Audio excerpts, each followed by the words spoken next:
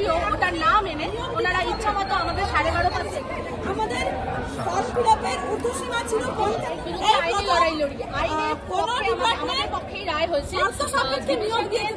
আমরা অঙ্গনওয়াড়ি কর্মী 2019 সালে নোটিফিকেশন বেরোয় প্রমোশনাল সুপারভাইজারের। 1998 শেষ প্রমোশনাল পদে নিয়োগ হয়েছিল সুপারভাইজারের। তারপরে 2019-21 বছর পর কিন্তু অঙ্গনওয়াড়ি কর্মীরা প্রমোশন পদের সুযোগ পরীক্ষায় বসবার সুযোগটা পেয়েছিল।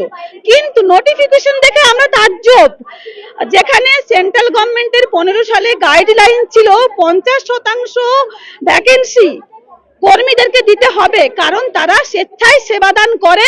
অত্যন্ত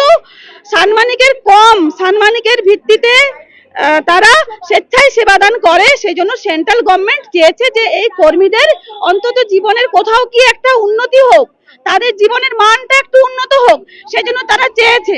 কিন্তু ডিপার্টমেন্ট, রাজ্য সরকার আমাদের সেই কেন্দ্রের দেওয়া অধিকারটুকুকে খর্ব করে মাত্র 12% আমাদেরকে দিয়ে বাকি 87.5% ফ্রেশারদেরকে দিয়ে দিচ্ছে, যেটা তাদের দেওয়ার এখতিয়ারের বাইরে ছিল। কারণ সব রাজ্যেই দেখা গেছে যে সেন্ট্রাল যা দেয় তার থেকে বরং রাজ্য বেশি দেয়, কেড়ে নেয় না কোনো রাজ্য।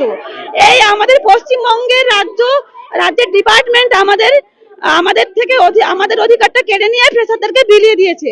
আমরা যখনই জানতে পারি আমরা কেস করে আমরা সিঙ্গেলে প্রথমে, তারপর ডিভিশনে আমরা জয়লাভ করি। আমরা সেই অর্ডার নিয়ে ডিপার্টমেন্টে আসি। ডিপার্টমেন্ট আমাদেরকে বলে না, আমরা এই অর্ডার মানবো না, আমরা সুপ্রিমে যাব। মানে 6 মাস অতিক্রান্ত হওয়ার পরে, 6 মাস যেদিন অতিক্রান্ত হলো সেই দিন ডিপার্টমেন্ট ইচ্ছাকৃত সময় নষ্ট করার জন্য সেই দিন ওনারা সুপ্রিমে গেলেন।